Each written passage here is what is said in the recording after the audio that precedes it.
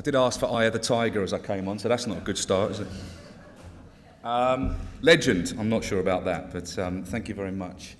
That was brilliant, the last one, wasn't it? Fantastic. His PowerPoint slides were really good. Mine are really poor comparatively, so you'll have to bear with me. Let's get the hang of this.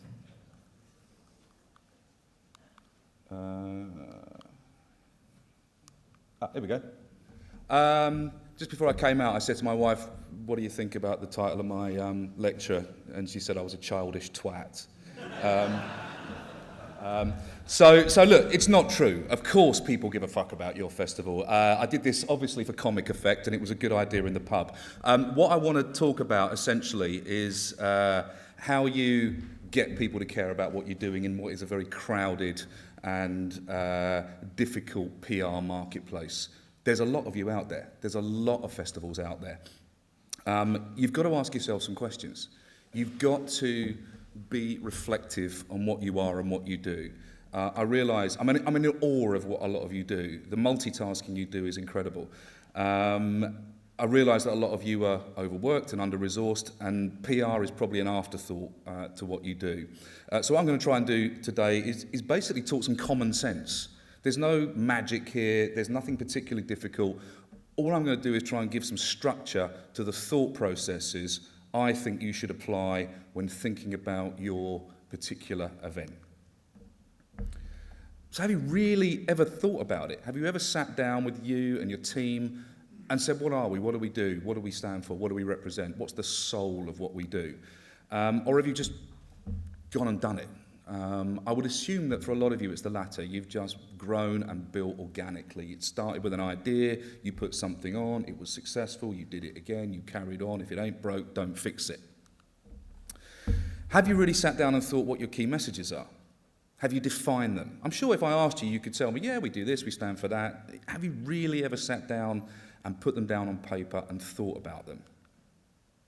And are you really clear about what you want to say and how you want to say it? Are you clear about what you're communicating externally? Because there's an awful lot, as I said, of choice out there. There's a lot of people doing what you do. 975 festivals, according to your own trade associations, the Association of Independent Festivals. A lot of events happening this summer. And people really don't have that much time throughout the summer to go to all these festivals, so they're going to have to make a choice about where they go. So how do people choose which one to go to? Is it on acts? Is it on the vibe? Is it on other stuff that's going on? Do you have particularly good jugglers? Are you cost effective? Are you in a nice place? Is it near to where they live? Is it somewhere they want to go? Is it because their mates say that what you do is brilliant? Or is it down to media coverage? Is it down about reading how brilliant your festival is? And is it building on that about your reputation? And do you know what kind of people come to your festival or the kind of people that you want to come to your festival? Again, according to the research done by the AIF, which Paul Reed very kindly sent me, I was interested to see that only 58% of people said that the atmosphere and the overall vibe and character of the event was why they went. And less than 10% said that it was about the bands, it was about the headline acts. And only 1.5% about the music generally. So it seems that it's a combination of factors why people are coming to festivals. It's not just one thing. 70% of people now finding out about festivals through social media. So new ways of communication rather than the old ways of print magazines. And 38%, almost equally, 38% of people attending one festival and 38% attending more than one festival. So PR is not ringing up a newspaper or a magazine saying, can you please write about my product, my event, my record? That's not PR. That's media relations. PR is strategy. PR is sitting down and thinking through what you want to say, how you want to say it, who you want to say it to, when you want to say it. It's not ringing people up. That's the last bit. Because you know we can get an intern to do that. You can get some local student to ring people up going, I've got a festival, will you write about it? What do you want to say? That's what PR is. And people make that mistake all the time. They think PR is about, here's a bunch of coverage, weigh it. It's about quality, not quantity. Quality PR is thought through. It has key messages. So what is key messaging? It's all about timing, sorry. I always say to clients, you've got to ask yourself 4 questions. And all PR, whether it's doing it for a product launch or an event or any kind of campaign, is based around these 4 questions as far as I'm concerned. What's our market space? What's our proposition? What do we do? What's our ability to gain a competitive advantage? Why should we be trusted? If you can answer those 4 questions honestly and in detail, you've got the start of a really good PR campaign. If you try and do a PR campaign without asking those 4 questions, you're busking it, frankly. So let's start with the first of those questions. What's our market space? Where do we operate? What's the environment? What's the area in which we work? For most of you, it's we are a music festival. None of this stuff is like the previous presentation, rocket science. None of this stuff is particularly difficult. It is common sense. All I'm asking you to do, or all I'm advising you to do, is to think this stuff through. We are a music festival. Point number 1, easy. We offer people a live music experience. We appeal to a specific demographic or not. Maybe you do, maybe you don't. Maybe you're a heavy metal festival. Maybe you're a grime festival. Maybe you're a general family-friendly festival. It doesn't matter, but have a think about what you are and who you appeal to. Maybe you combine music with other activities. Maybe you have theatre and comedy and jugglers. So go on to the second question. What's our proposition? It's more about what you do, what you actually physically do. Been staging the festival for a long time. We have a fantastic reputation. These are, of course, examples. We put on great bands.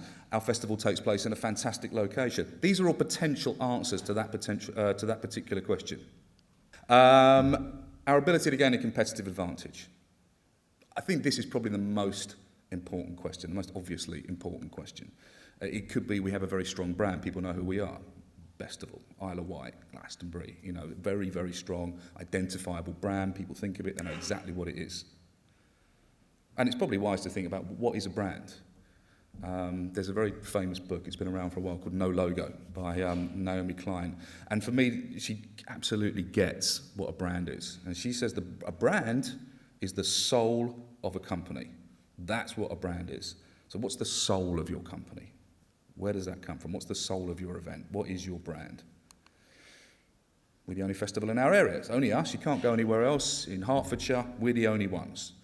We always get the best bands. We're fantastic curators of artists.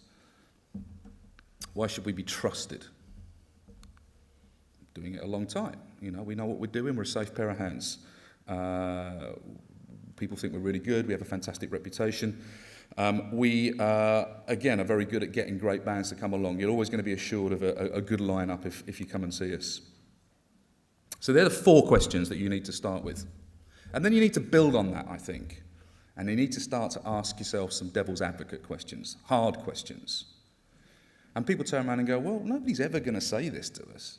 Well, they probably wouldn't, because most people are polite. Most people are very polite, and they wouldn't ever be rude enough to confront you with very hard questions. But the key is this: they may think it. And if they think it, it's an issue. Because if they're thinking it, it becomes a truth. And it becomes a truth, you have a problem. Once you've asked the 4 questions, what's our market space, what's our proposition, what's our ability to gain a competitive advantage, why should we be trusted? Once you've spent an hour or so arguing with each other about terrible questions, then you can start to drill down on what the key messages are. You can take all that information and you can start to extrapolate information for it and build towards key messages. So the first thing you should do is start a list that says, what are the benefits for the artists playing at our festival? Now, you can tailor this to your own particular requirements, but I'm taking a generic festival approach here and thinking, well, this is something you'll need to figure out. So if you want to attract good artists, good bands, good performers to your artists, what are the benefits for them if they're going to come? Some examples that I thought of. Well, we can guarantee a really big audience for a start, and they're going to be really enthusiastic because people love our festival. If you come and play our festival, you're going to get a fantastic reaction. we're going to look after you. We've got brilliant facilities backstage. We'll look after you. You'll have a golf cart to your thing, and we'll put some bottled water on and whatever. Our sound system and staging is brilliant. You know, you're going to sound fantastic when you go out there. The stage is great. It's not going to be Mickey Mouse and Rinky Dink. We've invested in the facilities. And then you can start thinking, well, what's the benefits going to be for the people that are coming, for the ticket buyers, for the consumers? What are their benefits going to be? Well, you know, great bands in a great location, the facilities for camping are fantastic, the toilets are nice, you can get there quite easily, there's bus, train services, there's adequate parking, the atmosphere's nice, you're not going to feel threatened in any way, it's affordable, we're not ridiculously expensive. These are all things that you can start to think, what can I use as key messages if I'm going to attract people to come? As I say, common sense. I'm not teaching anybody here anything that isn't particularly new. I'm just trying to order some thoughts for you. And other people, what other stakeholders do you have? You have the people that are coming to perform, you have the people that are buying tickets. So what other stakeholders are there? Well, you've got the local council. Dave did a very great speech about, the effect of getting other agencies involved in what you do. Now, the local council is going to be somebody you're going to have to go and talk to for licensing.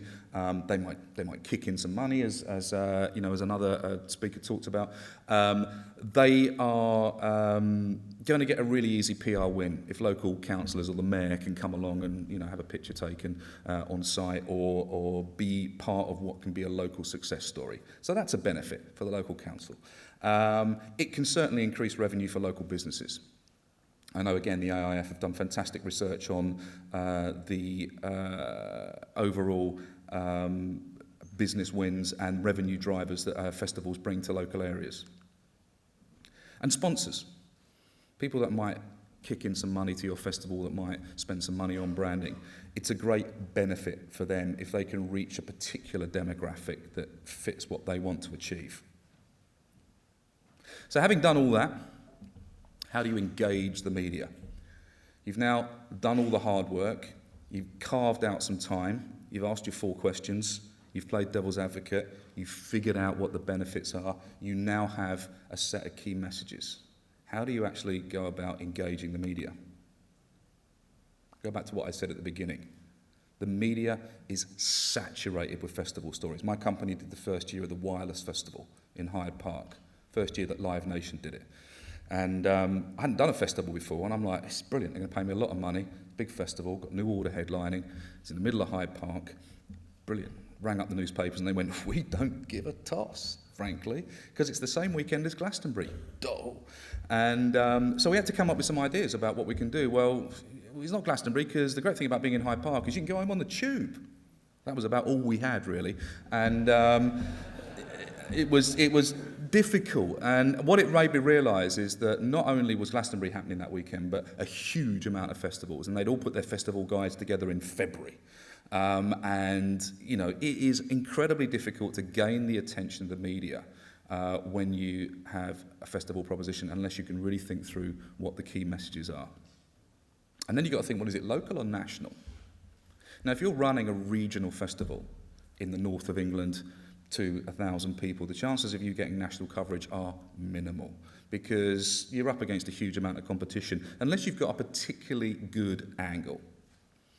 But that's not to discount local media, and I'm sure some of you do a fantastic job with your local media.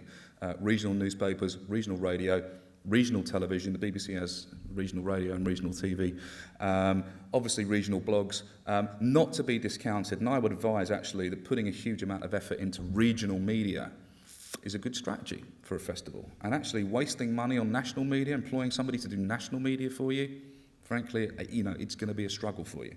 Unless you're Festival, Secret Garden Party, one of the big established brands. And media partners. And again, I'm sure this is something that a lot of you do. Go and see your local media group and say, how about partnering up with us? How about becoming, Andy Saunders Festival in association with the Hertfordshire Advertiser? I live in Hertfordshire, in the Hertfordshire Advertiser. Getting them to kick in some free coverage. They probably won't give you money, but they will give you coverage. Maybe pull-outs, maybe supplements, maybe radio specials. It's a really good, easy PR win to go and partner with local media. And use your key messages. Make sure that your key messages are part of everything that you do.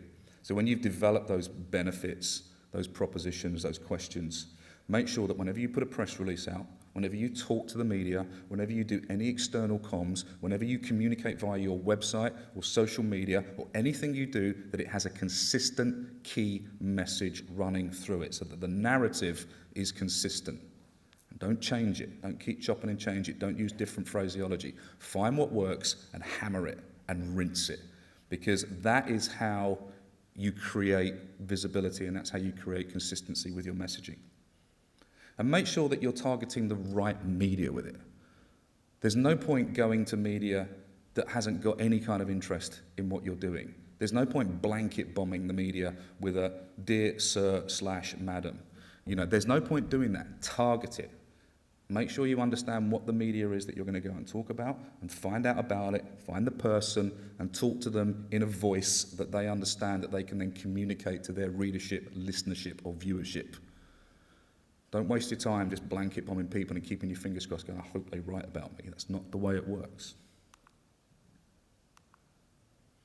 If you get all those in a row, if you can put the effort in, if you can carve out some time, somebody might just care about your festival.